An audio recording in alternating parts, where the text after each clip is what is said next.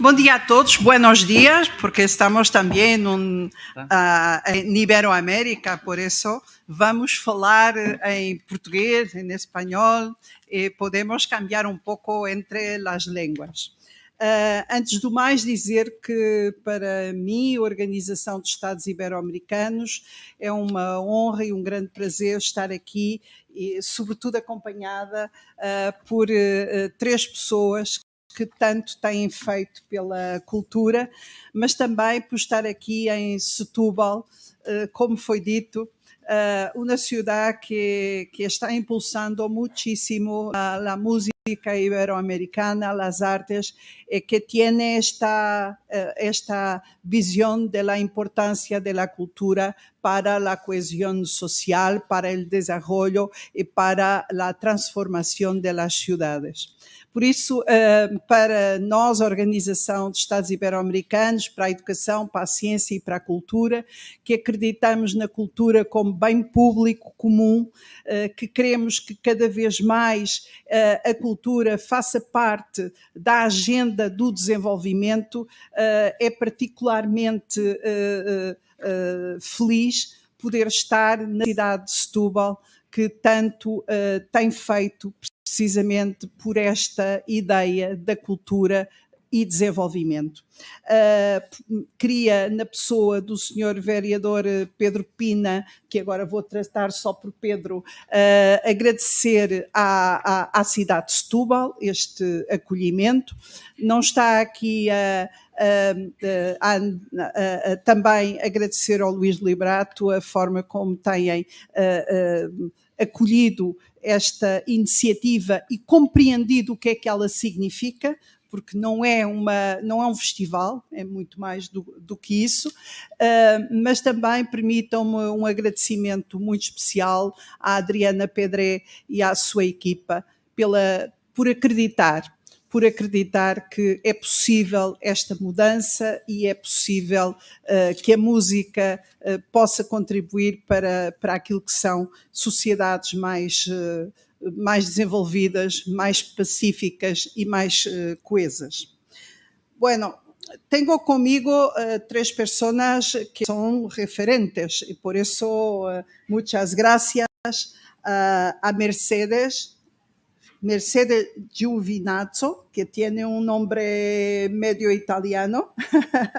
Medio, Todo italiano, bueno, y que viene de una organización que tiene hecho mucho por las artes, Interartes, e que trabalha muito precisamente nesta perspectiva de projetos de cultura para o desenvolvimento. Por isso, tê-la no início desta sessão é particularmente gostoso, diríamos, para também usar uma palavra do Brasil, é particularmente gostoso porque revela bem como também a iniciativa da sociedade civil pode ser um importante contributo para esta transformação e, sobretudo, para o modo como as cidades se podem organizar. Tenho também depois o Félix Manito, da Fundação Creanta, que de igual forma é uma fundação que creanta cultura, conhecimento, comunicação. O próprio nome da empresa já revela o que é que são os seus objetivos. E mais uma vez temos essa componente que muitas vezes esquecemos, que é a importância de organizações que são privadas, não são públicas, mas que têm um importantíssimo contributo para a sociedade. E, por fim, o Pedro Pina, que aqui representa de alguma forma as políticas públicas, sendo vereador da cultura da cidade, do município de Setúbal, tem essa responsabilidade de políticas públicas e também sobre isso vamos falar, mas ao mesmo tempo, e a EGIB é uma prova disso, entende este diálogo que é necessário estabelecer estabelecer entre vários parceiros, não apenas os parceiros públicos, mas também o envolvimento da sociedade civil. Bom dia a todos, vamos começar, vai ser uma hora de certeza muito interessante para falarmos sobre este tema, os novos desafios das políticas locais, los nuevos retos de las políticas públicas locales. E, se me permite, eu vou-vos tratar pelo nome, eu sou Ana Paula Laborinho, portanto vamos todos tratar pelo nome, e começava pela Mercedes. E pedi à Mercedes que, de alguma maneira, também explicasse um pouco o que é o Interartes e que desafios são estes que se estão a colocar. E este aspecto é muito relevante, cada vez mais nós estamos a descer às políticas locais como centro de políticas públicas e, portanto, há aqui também uma transformação grande sobre a qual é preciso refletir, e temos aqui o gosto de ter a Mercedes.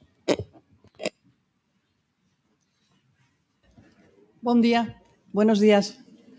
Muchísimas gracias, Ana. También por nuestros nombres. Es un placer estar aquí, es un placer enorme estar en Setúbal, estar con la Expo Iberoamericana de Música. Es un placer haber recibido la invitación de la Fundación Creanta a compartir esta primera mesa, puesto que con la Fundación Creanta desde Interarts trabajamos en el mismo sector y me atrevería a decir que somos amigos. Entonces, es para mí, pues eso, un gran placer estar aquí hoy en día con todos ustedes. Sí, mi apellido es italiano, Ana, efectivamente, mi apellido es italiano, pero mi nombre es Mercedes. Vengo de una familia mixta que tiene, y esto lo digo ya de entrada, porque siempre me gusta decirlo en estos textos, yo vengo de una familia mixta española-mexicana. Mi madre es mexicana. Mi madre es chilanga, es nacida en el DF, el antiguo DF, la Ciudad de México hoy, y casi toda mi familia materna está del otro lado del charco. Entonces sí que yo soy una de las pocas primas de mi generación que habla con ceceo, pero todos los demás. Y tengo el corazón partido, es verdad, tengo el corazón partido. Parte de mí pertenece a esta vieja Europa, pero parte de mí pertenece a esta gran América que nos acogió a los españoles después de la Guerra Civil y que fue tan generosa con nosotros. Estoy aquí para hablarles desde la modesta experiencia. Ana ha dicho que somos un referente, se lo agradezco muchísimo. Desde la experiencia de Interarts, somos una entidad que tiene su sede en Barcelona, pero que trabaja en la cooperación cultural. Y me voy a poner las gafas porque yo ya no puedo ver mis notas, tengo una cierta edad y no puedo ver mis notas sin mis gafas. Estamos en Barcelona, pero podríamos estar en cualquier otro sitio. Esto lo digo y a veces hay algunas personas que se ofenden, pero podríamos estar en cualquier otro sitio. ¿Por qué? Porque trabajamos en el mundo de la cooperación y ese es nuestro DNA. Sin embargo, toda organización nace en un momento dado y tiene una historia. Nosotros nacimos en el 1995, hace casi 30 años, y nacimos como un observatorio de políticas culturales locales, en un momento en el que en Europa ya había un cierto recorrido de interés institucional público hacia esta cuestión que nos interesa hoy, ¿no? Las políticas públicas locales.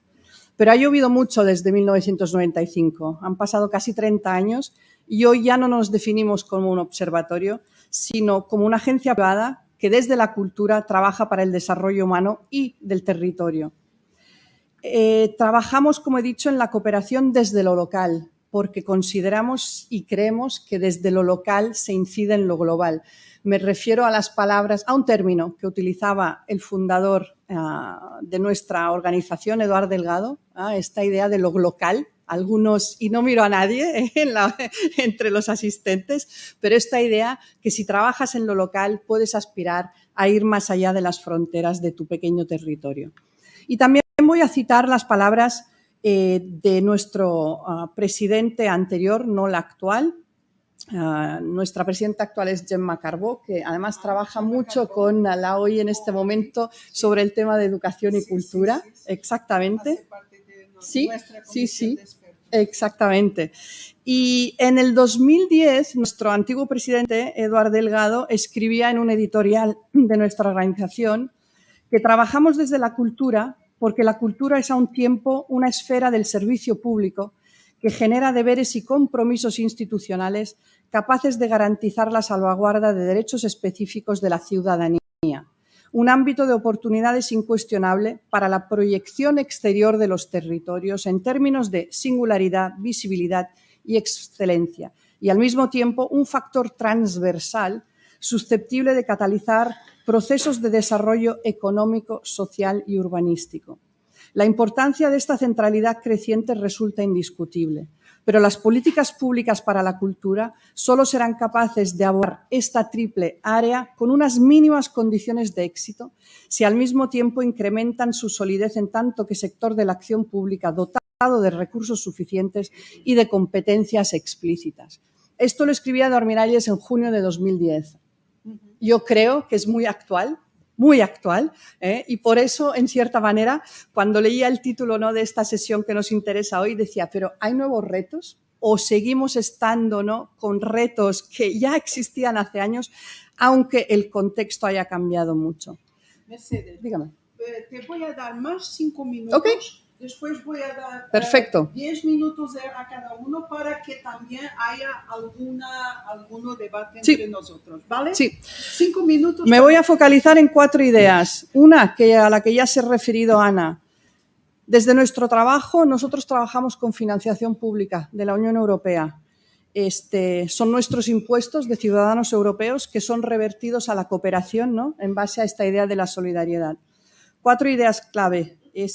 Para nosotros, desde nuestro trabajo, la cultura tiene un valor público, usted lo ha dicho, un valor público que fomenta la ciudadanía activa y participativa, pero también otras cosas como el empleo, hemos dicho, la cohesión social, etcétera. Pero es también una herramienta que permite aumentar la resiliencia en casos, término que a veces no me gusta utilizar, pero un término que se utiliza mucho, en casos de fragilidad y en casos o situaciones complicadas y frágiles como las que estamos viviendo hoy. La segunda idea es que trabajamos siempre desde proyectos que están basados en un enfoque de derechos culturales, sociales, políticos y económicos. Los derechos humanos son una gran familia de derechos individuales, no colectivos, y estamos luchando desde la cultura para que se puedan incluir en esta gran familia también los derechos culturales. Tercera cuestión, la cooperación no es un tú a tú necesariamente. Es lo que siempre digo, tiene una raíz latina, yo soy arqueóloga de formación, cooperar quiere decir algo conjunto, hacer algo conjuntamente, es obrar para un objetivo que nos hemos definido y establecido entre las partes. Y nosotros trabajamos siempre entre partes, que puedan ser organizaciones de la sociedad civil, pero autoridades locales, empresas y otras, ¿no?, otras realidades, en una idea de que la cooperación norte-sur sí existe, pero hay que trabajar mucho más en la idea de cooperación sur-sur, porque también esta existe y es necesario fomentarla. Podemos hablar luego, tenemos experiencia en eso.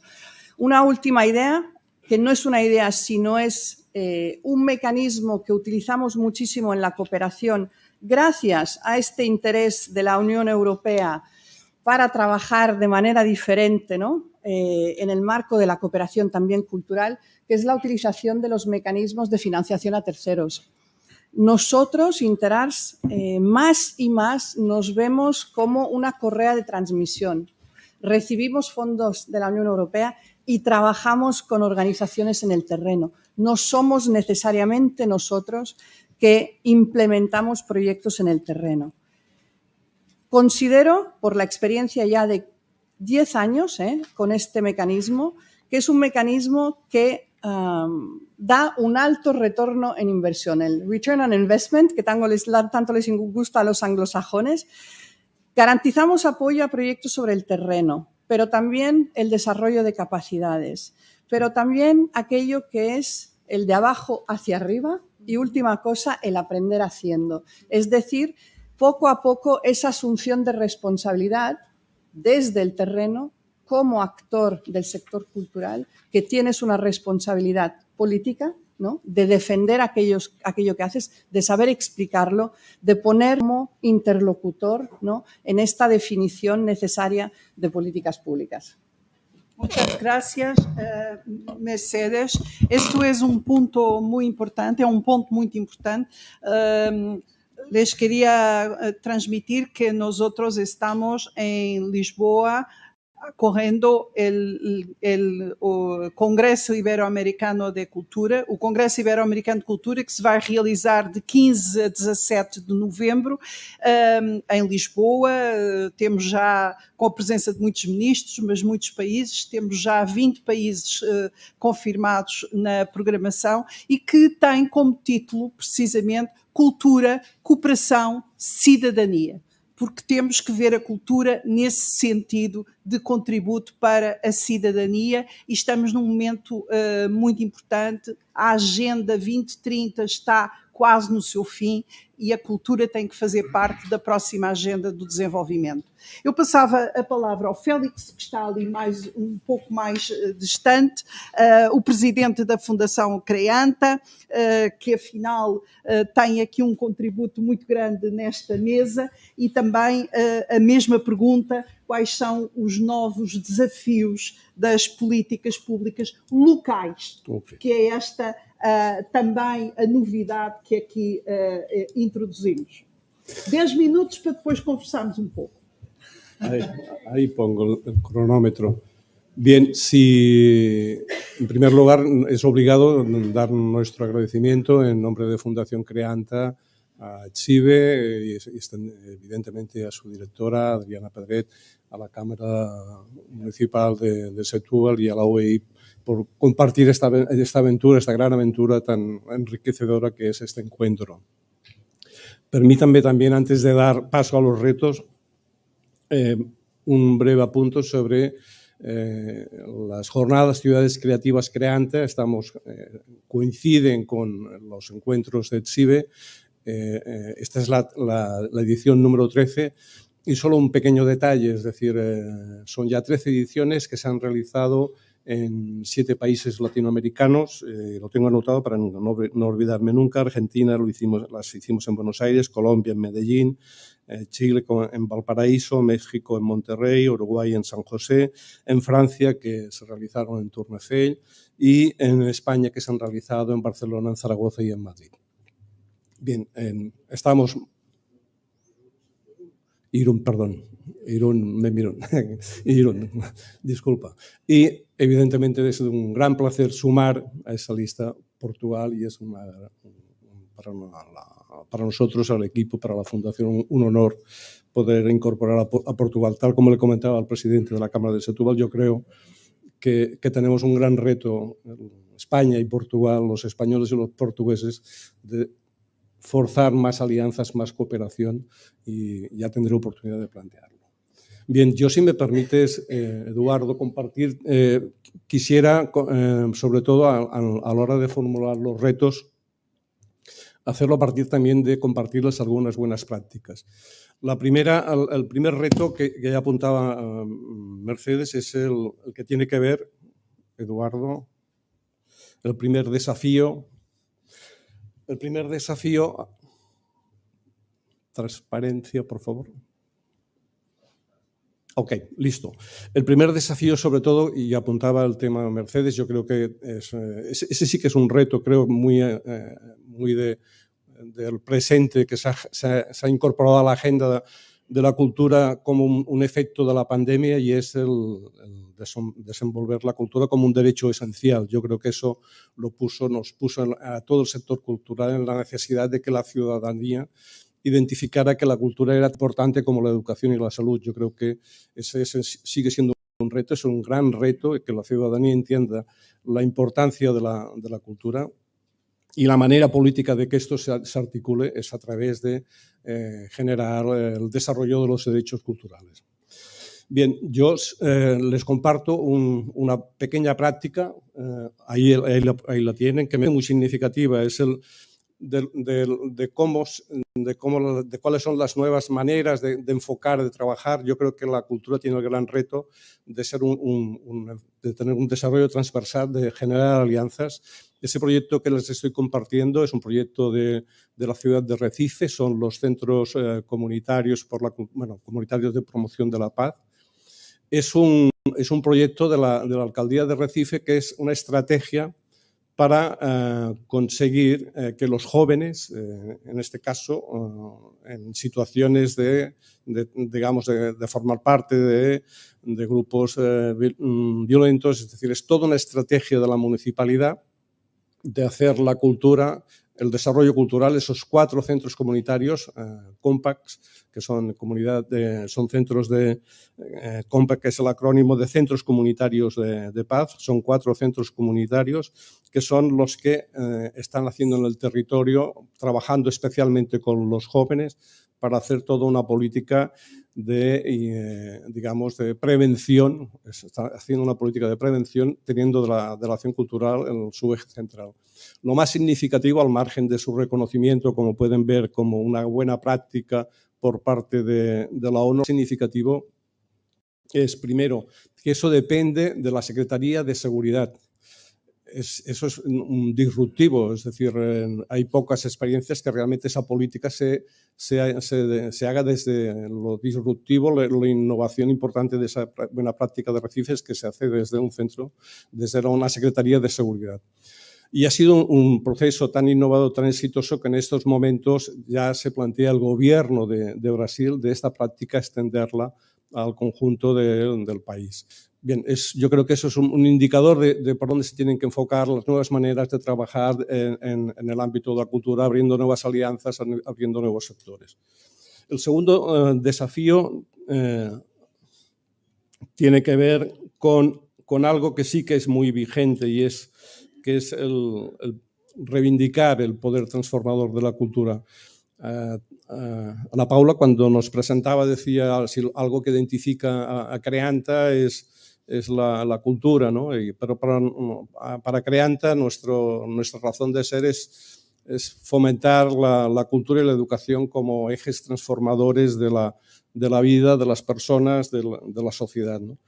Y hay que reforzar ese poder transformador de la cultura como generadores de mejoras para la salud, para el bienestar.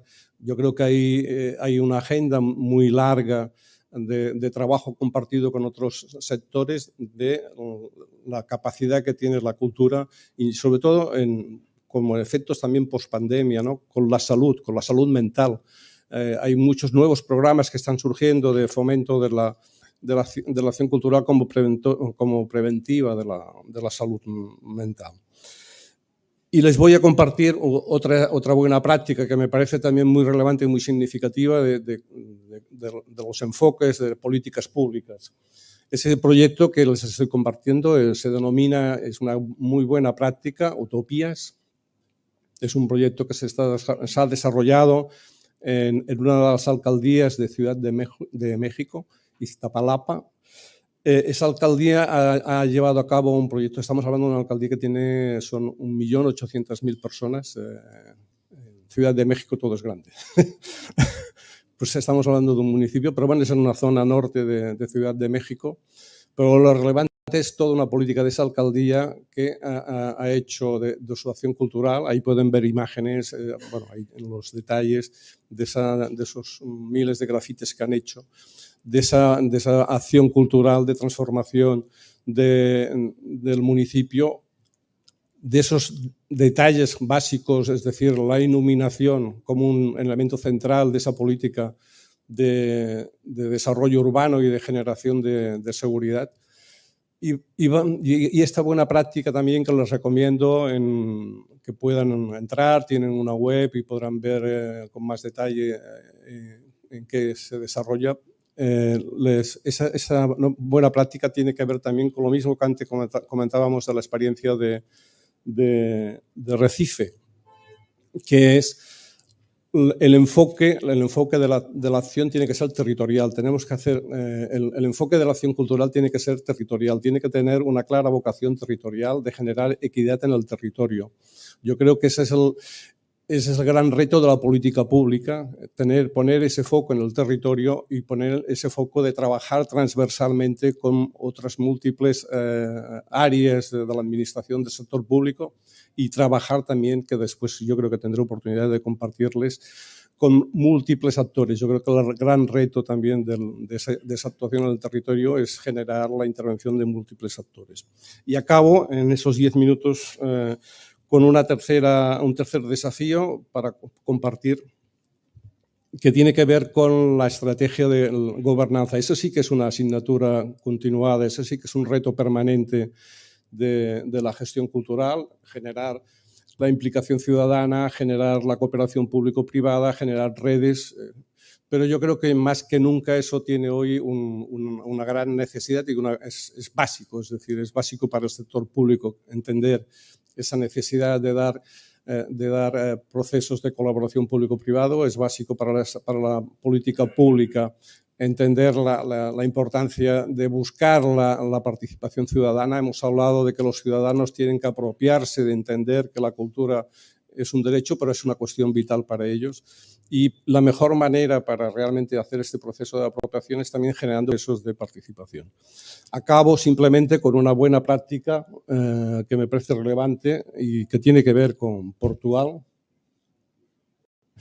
Es un proyecto que recibió un premio de las convocatorias de la Unión Europea, de la New European Bauhaus. Ese premio del 2022 es un proyecto de Portugal Replay, que es un proyecto que para mí es significativo porque es una iniciativa privada con una financiación de un banco, pero sobre todo con una red de múltiples municipios con una gran labor también pedagógica en las escuelas, con un tema central que tiene que ver con economía circular y que tiene que ver con la recuperación de juguetes, la recuperación de los juguetes para generar nuevos juguetes. Pero bueno, es un tema que une sostenibilidad, une también trabajo de recuperación.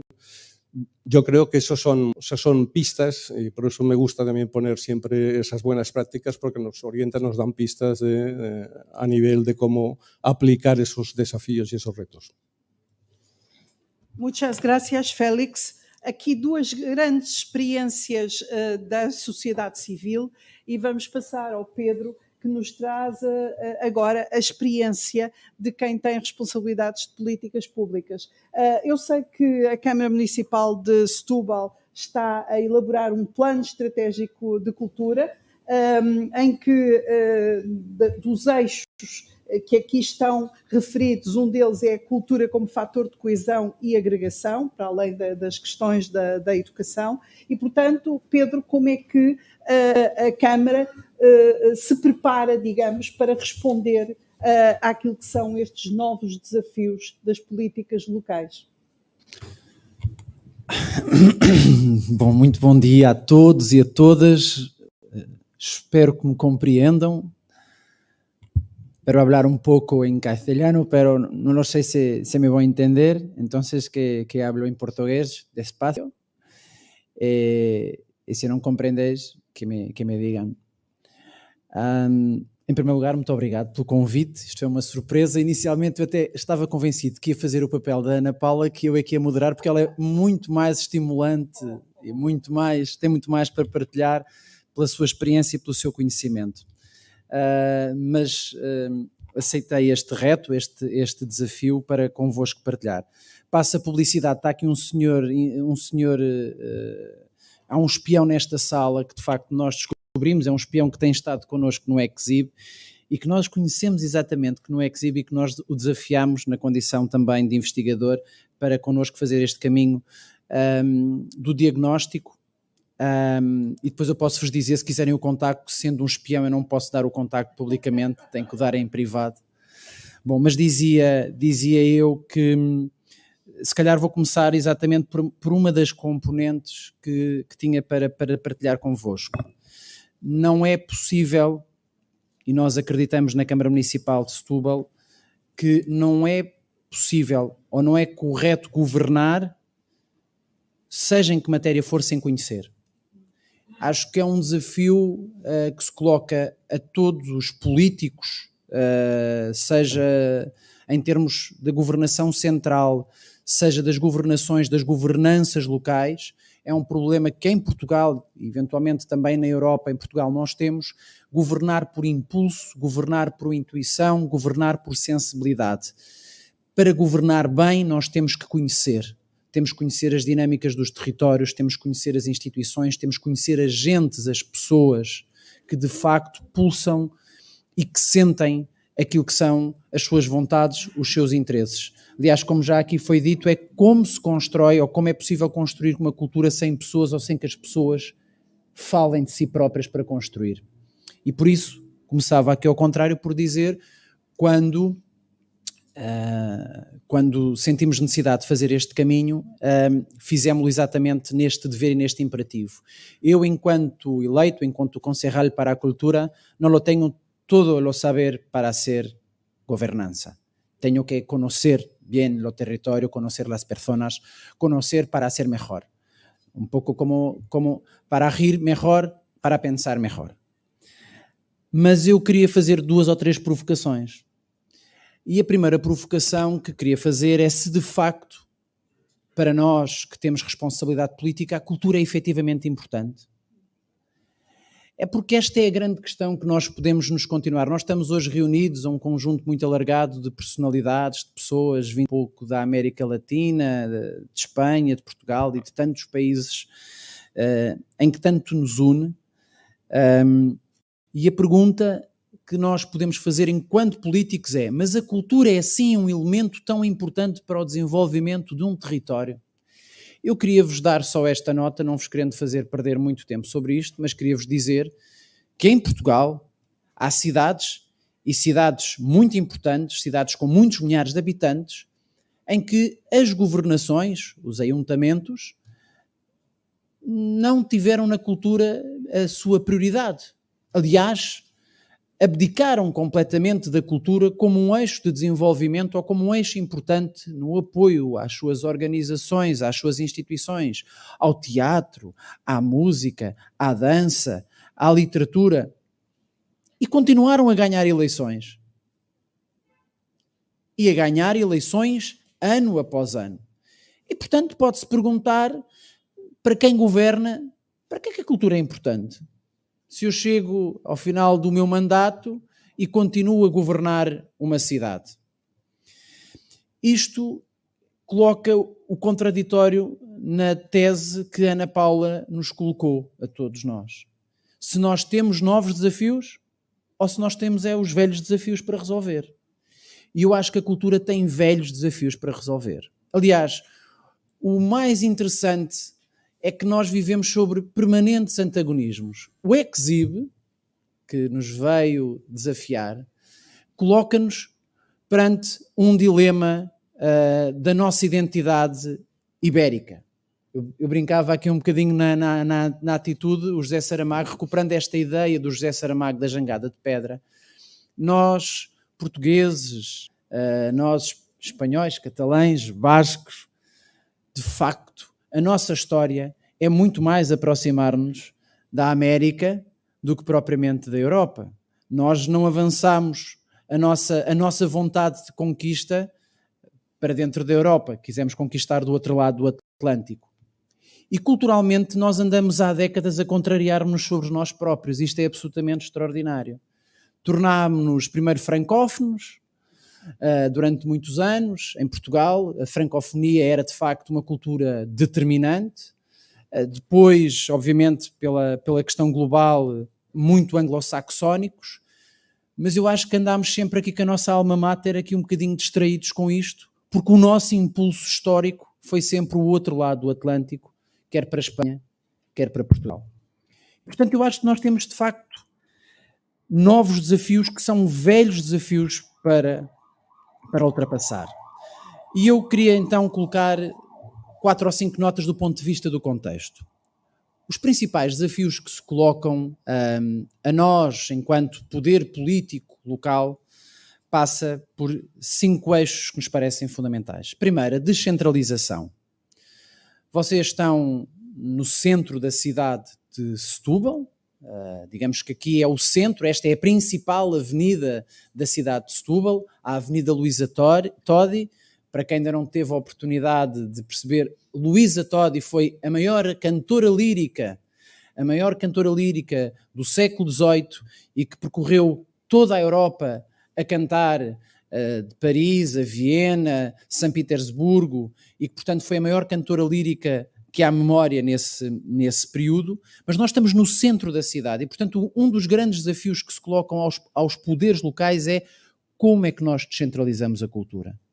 Porque somos uma cidade urbana, mas também temos zonas rurais. E, portanto, a questão de descentralizar a cultura, porque há muitas pessoas que não vêm ao mercado do Livramento, que não vão ao Fórum Luísa Todi, onde muitos dos momentos, dos showcases do Exhibe vai acontecer, ou ao Convento de Jesus, e, portanto, como é que isso acontece? Ou seja, a questão da descentralização como um processo de desafio que também é colocado às políticas públicas e como é que se constrói essa descentralização. Um tema que é um tema transversal tem a ver com a questão da sustentabilidade. E esta é uma matéria que certamente haverá muitos outros debates neste Congresso e como é que, de facto, podemos promover uma lógica na cultura da sua sustentabilidade no seu funcionamento. E eu sobre isso quero dizer mais 2 ou 3 notas, mas um bocadinho mais à frente. Um outro tema que também considero inquietante, e ele em si mesmo perverso, é, ao longo, diria eu, das últimas 3 décadas, foi-se olhando para a cultura também como um fator para a inclusão social. Ou seja, já aqui foi dito, tantos projetos conhecemos em Portugal, em Espanha, na América Latina, em que se utiliza o instrumento, a ferramenta, a cultura, como um fator agregador, como um fator de inclusão. Isto é extremamente entusiasmante, mas tem um lado perverso para a cultura. Porque, efetivamente, os políticos continuam a olhar para a exclusão e para a pobreza e para as estratégias como elementos menores de valorização. E isso, por vezes, pode traduzir que os animadores culturais, os artistas que trabalham nos territórios de pobreza, de exclusão e de vulnerabilidade, não são devidamente valorizados no seu desempenho e na sua ação. E isto é dramático, é absolutamente dramático. Basta ver, e eu posso fazer aqui uma pergunta nesta sala, em todos aqueles que trabalharam em projetos por via da cultura para a inclusão, qual é que era o seu vínculo de trabalho? Precário. Precário. Estavam sempre à espera que viesse um financiamento da União Europeia, de uma fundação, e o seu trabalho era absolutamente extraordinário. E, portanto, este é um outro dilema. Um outro desafio, velho e novo desafio. Os públicos da cultura. Nós, durante muito tempo, os poderes políticos estávamos sempre a querer formar públicos, os jovens. Como é que os jóvenes podem conhecer a cultura, ter cultura? Bom, mas nós somos um país de velhos. Nós somos um país de velhos. É que nós temos que nos decidir. Nós outros temos que nos decidir. Se queremos viver mais anos, então temos pessoas maiores, mais pessoas maiores no mundo, e isso tem que implicar que as políticas públicas têm que cambiar. Agora faltando outra vez ao português. Porque há muito mais pessoas maiores do que pessoas. E, portanto, isto obriga-nos a pensar que os públicos e a formação de públicos tem que ser repensada. Tem que ser obrigatoriamente repensada. Porque há pessoas de 70, 80 anos que nunca foram ao teatro, que nunca entraram num museu, que nunca visitaram uma exposição, mas viveram mais anos. E isso é bom. Então, como é que nós também nos desafiamos enquanto poderes públicos? Mas então, voltemos à cultura e voltemos às questões, para tentar aqui concretizar. A primeira questão, e já aqui foi dita, penso que seria uma questão consensual e que para nós é fundamental. Eu acho que a responsabilidade maior de quem governa é perceber que a cultura é um exercício de democracia. Nós estamos a aproximar-nos em Portugal, para quem não conhecerá tão bem a política portuguesa, em 2024, completam-se 50 anos da Revolução do 25 de Abril. Nós vivíamos numa ditadura, numa ditadura, como infelizmente outros países, como Espanha, em Portugal a ditadura de Salazar, em Espanha a ditadura franquista, e uma das questões que foi integrada na Constituição da República foi exatamente o direito à cultura. E, efetivamente, quando nós nos aproximamos de movimentos perigosos na Europa e um pouco pelo mundo, a primeira componente que muitas vezes é posta em causa é a cultura. E, por isso, a cultura é uma garantia de democracia dos territórios, dos povos e das identidades. E é por isso que a cultura é tão maltratada. E é por isso que a cultura não é um investimento dos políticos e dos políticos centrais. E é por isso que a cultura continua a ser vista apenas como um elemento estético e não como um elemento estrutural de desenvolvimento dos territórios. Mas uma segunda questão que também é perversa e que a todos nos coloca perante um grande dilema. A cultura é agregadora dos povos ou é separadora dos povos? É que a religião é cultura. Basta ver as notícias do mundo e vemos que, sendo a religião também um elemento cultural, a religião pode separar. Pode separar os países, pode refazer fronteiras, pode dizimar vidas, mas a cultura também é agregadora. E agrega-nos pela música, pela literatura, pela dança, pela uma peça de obra de arte. E então, em que é que ficamos? Porque é que para nós, em Setúbal, a cultura é fundamental? Primeiro porque nós queremos construir com as pessoas a cultura. Eu não vou ter tempo, poderia o fazer em vários exemplos, se tivermos a oportunidade de conversar em outros momentos durante o encontro. Tentamos que todos os projetos sejam projetos onde os cidadãos, como dizia a Ana Paula, a participação é um valor fundamental na construção dos projetos culturais. Mas há aqui um outro elemento que para nós é muito importante e que é uma luta permanente, que é a valorização da criação artística, de quem quer criar. Nós, eu posso-vos dizer que no orçamento da Câmara Municipal de Setúbal, a grande fatia da cultura vai para investir para a criação. Não é programação comprada, é para criarem, para as organizações fazerem a sua turnê de teatro, o seu espetáculo de teatro, para termos residências artísticas. E essa questão é uma questão que para nós é muito importante. E, portanto, isso constrói-se exatamente nesta relação estreita com as pessoas. Mas eu acho que nós temos que desacralizar esta ideia quando falamos, isto é uma outra provocação, a cultura tem que deixar de ser uma utopia.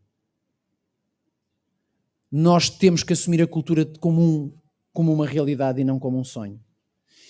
E este é um desafio que se coloca permanentemente a quem tem as nossas responsabilidades, seja enquanto fundação, seja enquanto uma organização de Estados Ibero-Americanos, seja enquanto uma autarquia. E então a pergunta é, mas porquê que para vocês, Câmara Municipal, a cultura é importante? Por uma razão simples. Porque é o elemento diferenciador enquanto seres humanos que nós temos. É que se nós tirarmos a cultura de uma cidade, de um país, nós somos, desculpem, perdona, nós somos animais.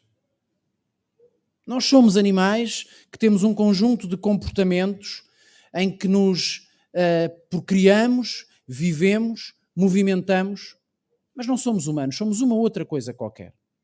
E de facto o que diferencia a humanidade na sua condição estreita e diferenciadora é a cultura.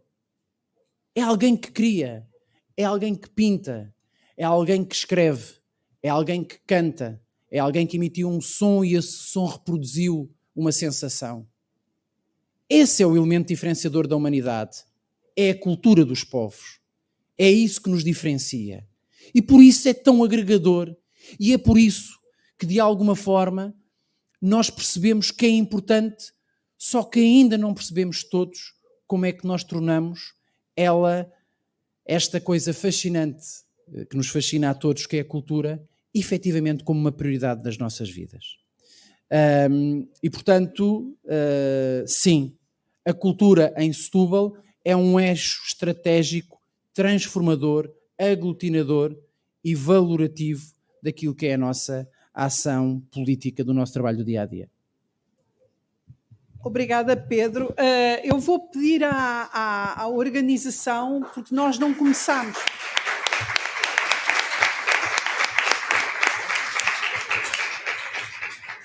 Ao contrário do que dizia o Pedro, ele foi muito inspirador.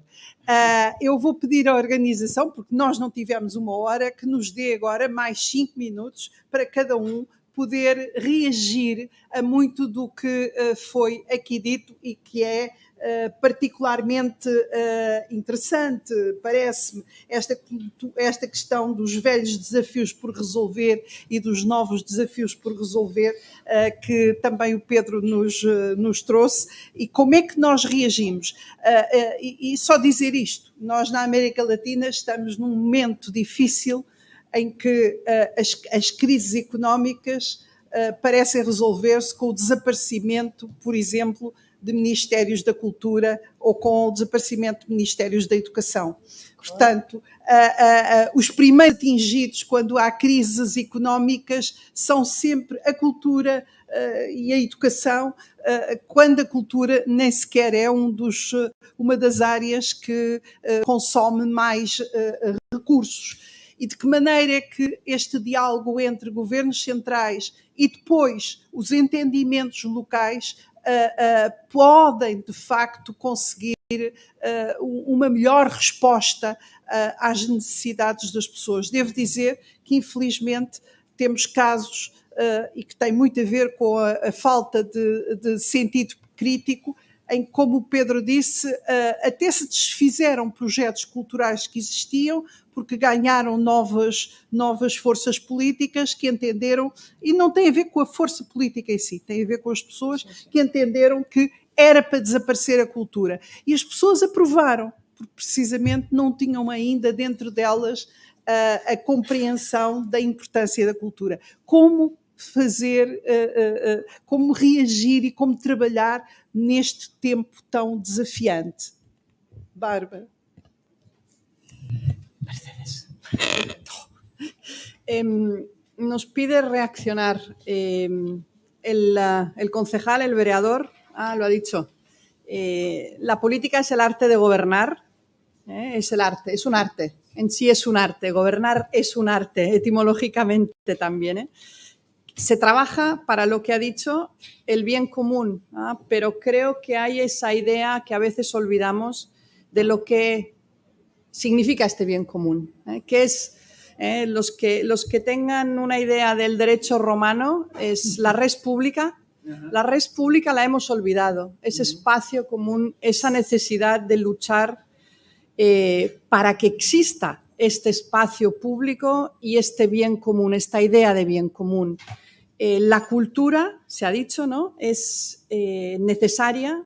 Creo que es nuestra responsabilidad defender que tiene un valor, que tiene un propósito, que tiene un lugar, ¿no?, en este arte de gobernar. Y me gusta esa idea de la economía nacional, ¿no?, donde todo elemento de la gobernanza tiene una razón de ser. Y en esta economía fundacional la cultura es también, ¿no?, un elemento, pues, como la educación o la salud u otras miles de cosas. Pero la realidad es que no es esto. A mí me chirría un término, y lo voy a decir.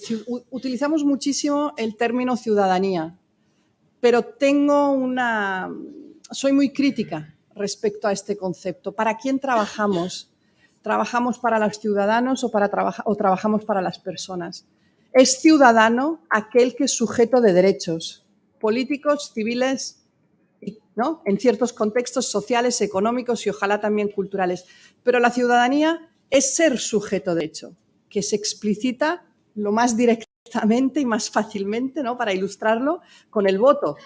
Solo si tenemos una ciudadanía, si somos adscritos a una realidad nacional, de Estado, llamémosla como queramos, si tenemos un documento nacional de identidad o un pasaporte que nos adscribe a una entidad territorial muy clara, somos sujetos de ciudadanía. Si no, somos personas que no tenemos derecho. Y en estas sociedades hoy mezclamos, creo, esta idea, ¿no?, de que trabajamos para los ciudadanos. Sí y no, trabajamos para todos, indiferentemente de lo que sean. Y una de las luchas en el tema de la inclusión social, no me voy a meter en otras cosas, pero la inclusión social no es tan fácil, porque si no tienes derechos es muy complicado subsistir, vivir, incluirte en una sociedad. Y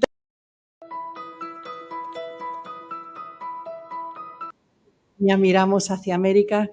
Yo he trabajado muchos años en el Consejo de Europa y siempre es algo que me había sorprendido. España y Portugal tienen las espaldas hoy día, aún desafortunadamente un poco hacia Europa. Pero habiendo trabajado en una institución europea, siempre lo defiendo y lo defenderé hasta el final. Olvidamos que en 1954 un cierto número de estados de Europa firmaron la Convención Europea de la Cultura. Es decir, en un posguerra donde se decidió con un Consejo de Europa trabajar para los derechos humanos, la democracia y el imperio de la ley, el rule of law, se dijo que todo aquello que era educación y cultura eran esenciales para construir esta idea de Europa.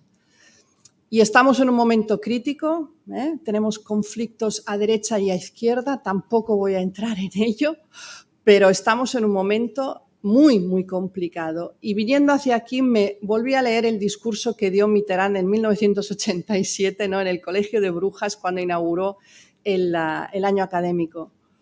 Es un discurso larguísimo, pero una idea central. Él se rehace, ¿no?, a la idea de Jean Monnet. Si je devais recommencer, je recommencerai par la culture. Y elabora a partir de ahí Mitterrand, ¿no?, en este discurso. ¿Qué es cultura? Sí.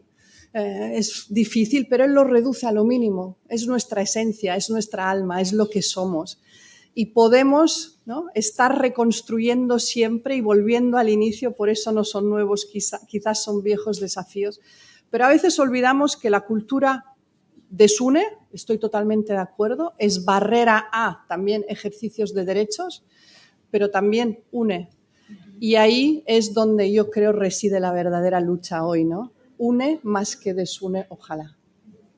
Muchas gracias, Mercedes. Como vosotros ven, podríamos continuar nuestra discusión porque hay más y más y más temas. Pero paso a Félix. Félix, ¿cómo reaccionas a todo lo que se ha dicho acá?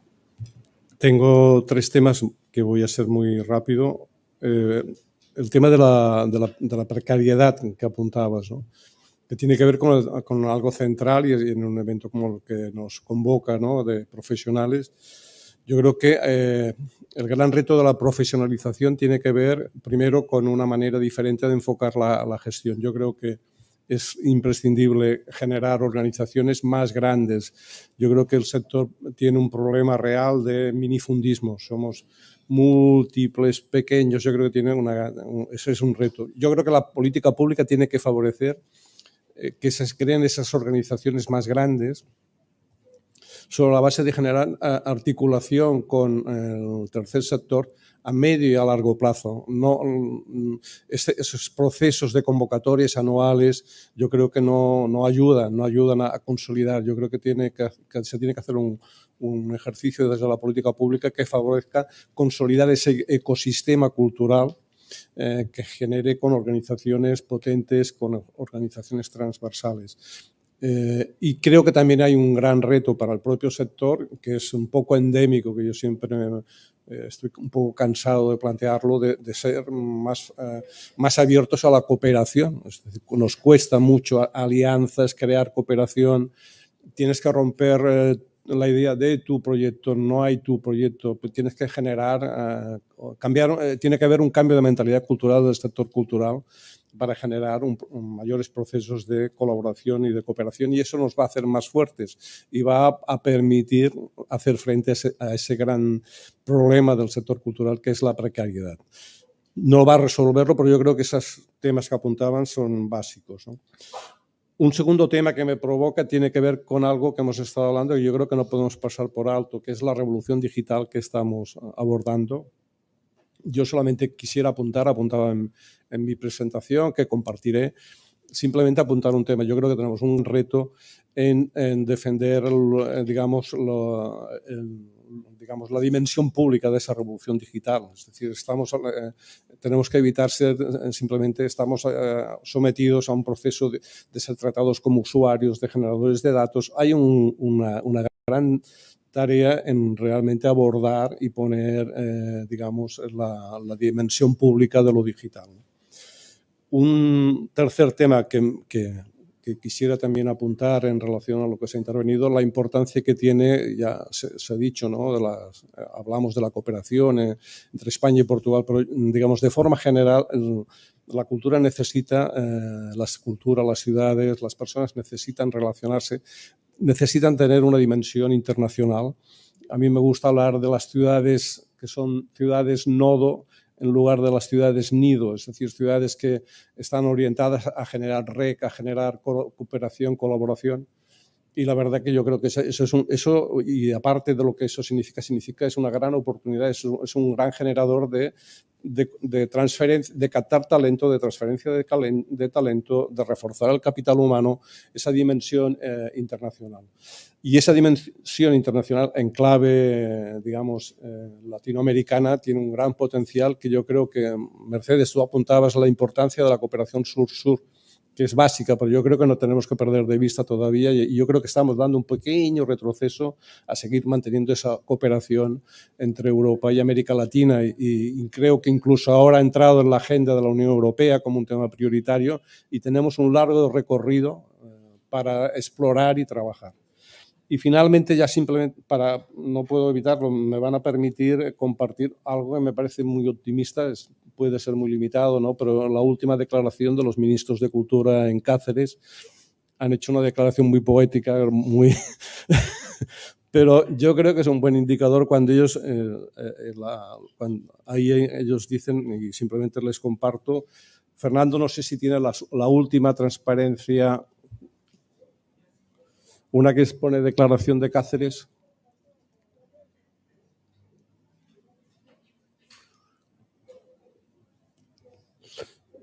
Es una de las últimas declaraciones de Cáceres.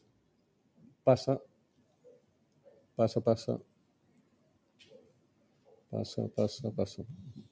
Bueno, eso quedará, ahí ha habido temas. Pasa. Ah, no, al anterior. Bien, no voy a leer, les doy 10 segundos, lean ustedes, es muy estimulante y más estimulante que lo hayan hecho pues, los ministros de Cultura de la Unión Europea.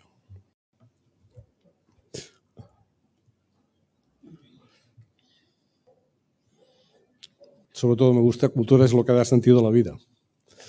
Ok, nada más, gracias.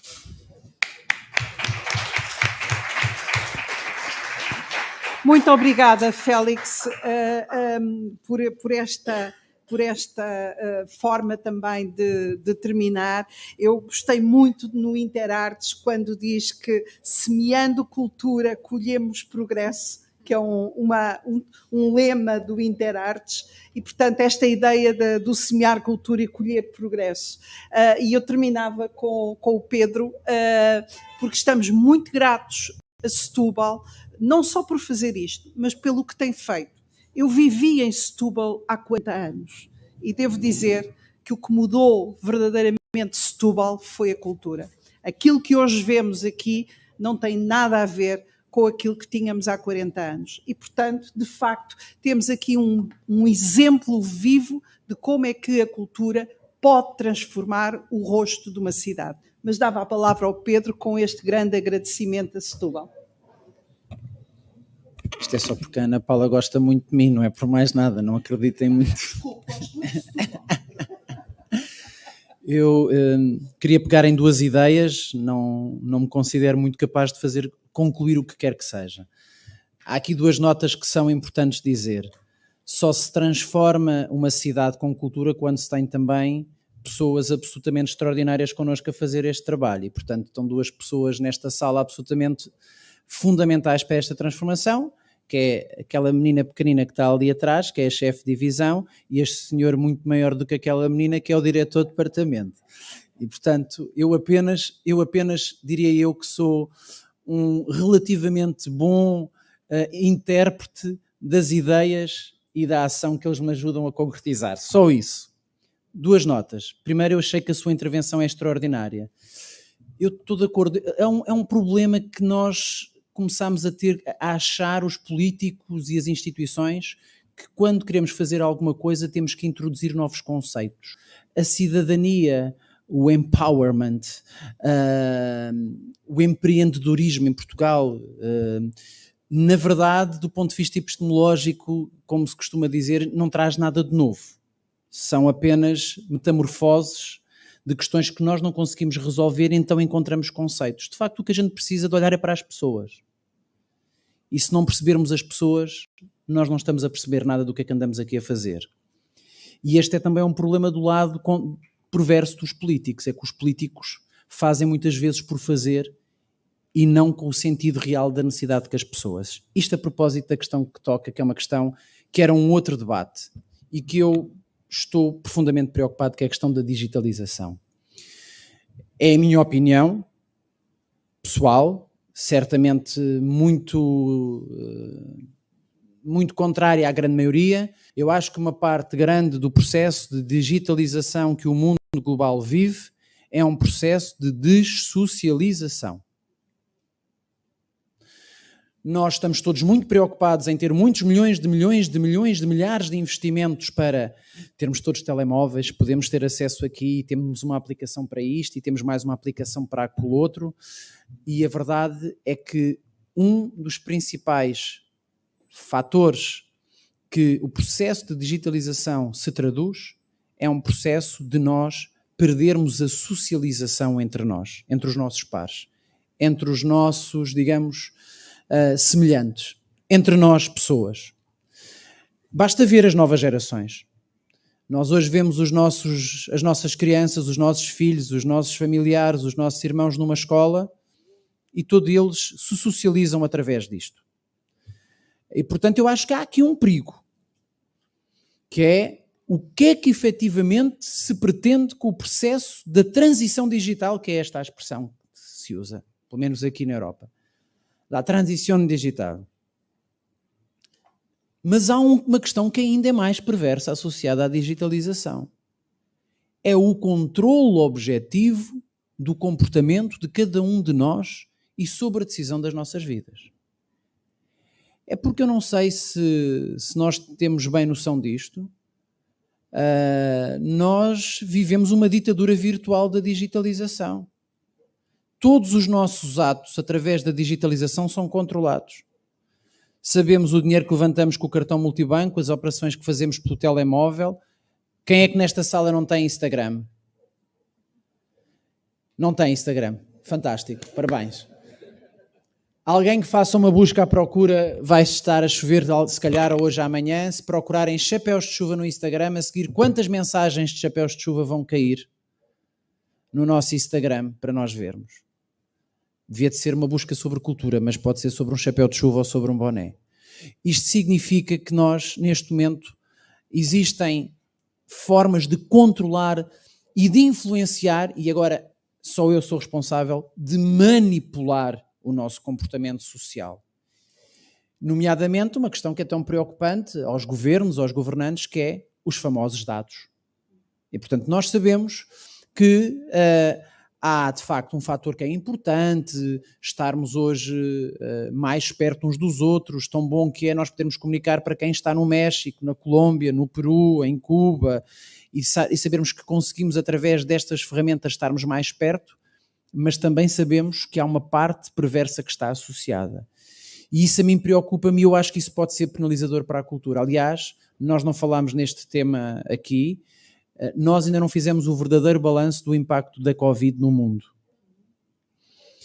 E eu acho que a Covid transformou a forma das pessoas se socializarem, se comportarem, um dos fatores que também mais contribuiu foi as pessoas se virem a consumir individualmente cultura e a consumir individualmente um conjunto e a se comportarem individualmente através, nomeadamente, da componente digital. E, portanto, eu acho que nós precisamos, neste aspecto, de travar ou de sermos capazes de não perder, para não dizer porque travar será impossível, mas não perder a condição, porque eu também considero que a cultura é também uma dimensão em que a presença e a socialização é um fator determinante e por isso é tão bom nós estarmos a fazer este encontro cheio de pessoas com esta diversidade tão grande e não através de uma grande plataforma que independentemente de poderem também ter acesso, mas é aqui no olhar, no tatear, no ouvir com cada um fala que nós ganhamos esta riqueza da diversidade cultural que é o Exib.